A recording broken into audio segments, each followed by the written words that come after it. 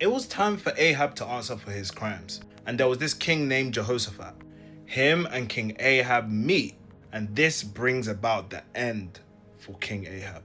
My name is Daniel, I tell Bible stories, and today we're looking into the fall of Ahab. So King Jehoshaphat, Ahab, they met up to discuss what would happen next in the ongoing conflicts between other countries, surrounding countries. They had a lot to deal with. And Jehoshaphat was a good guy, so he asked a very important question. Ahab, is there no way we can inquire of God's prophets? They're the ones that will give us more insight into what God is saying. And what God is saying is the most important thing that we need to know. Ahab says, prophets? I have many prophets. So he summoned for all of the prophets, and they were saying the same thing. That if they go out to battle, the kings are going to win, things are going to go so amazingly. But Jehoshaphat knew that there was something wrong. It's like they were feeding their ears. He knew something just wasn't right. So Jehoshaphat asks another question. Is there any other prophet that we can actually inquire of?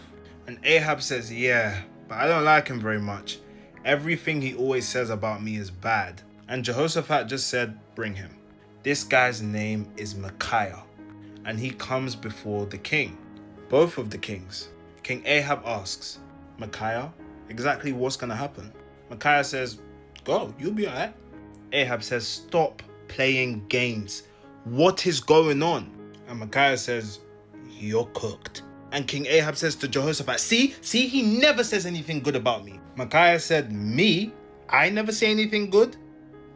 Let me tell you what I saw in heaven. I saw God sitting in heaven around a bunch of other beautiful ancient beings, and he said something. Who is gonna go out and make sure that King Ahab goes up to the mountain and gets the justice that he deserves?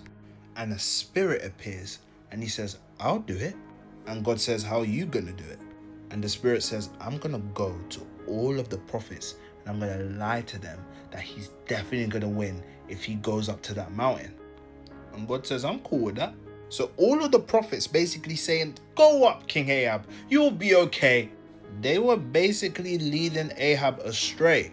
Jehoshaphat clocked this. So Micaiah arriving on the scene was just letting him know the inevitable basically. And King Ahab heard this and he came up with this plan.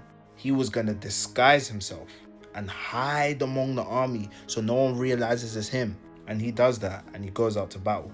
And sadly, everything that God said through Micaiah, it happened, and King Ahab was no more.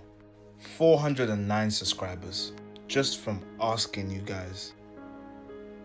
God bless you guys, man. I can't thank you enough.